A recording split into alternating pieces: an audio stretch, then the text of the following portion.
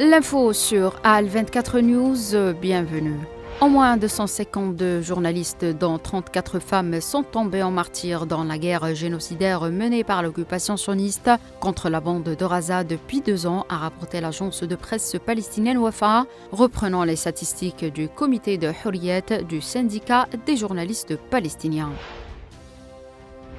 Le Premier ministre français Sébastien Lecornu a remis ce lundi sa démission au président Emmanuel Macron, qu'il a accepté, a annoncé l'Élysée dans un communiqué quelques heures après avoir annoncé une partie de son gouvernement. Par ailleurs, la France insoumise a demandé l'examen immédiat à l'Assemblée nationale de sa motion de destitution du président Emmanuel Macron après la démission de Lecornu, a indiqué Jean-Luc Mélenchon. Cette motion de destitution a été signée par les députés insoumis, mais aussi par des députés des groupes écologistes et communistes.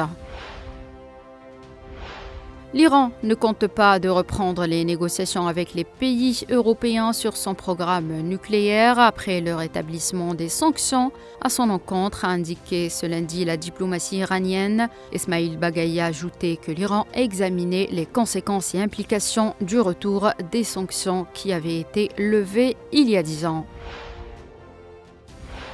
Le président russe Vladimir Poutine a déclaré que la livraison de missiles Tomahawk à Kiev par Washington détruirait la dynamique positive des relations entre la Russie et les États-Unis. Je cite, « Il y a des questions concernant par exemple la discussion sur la fourniture de nouveaux systèmes d'armement, y compris des systèmes de longue portée et de haute précision comme les missiles Tomahawk, et ainsi de suite. » Fin de citation. Les pays membres du Conseil des droits de l'homme de l'ONU ont adopté ce lundi une résolution établissant la création d'un mécanisme d'enquête sur les crimes les plus graves commis en Afghanistan. Le projet de résolution soumis par le Danemark au nom de l'Union européenne a été adopté sans vote des 47 pays membres.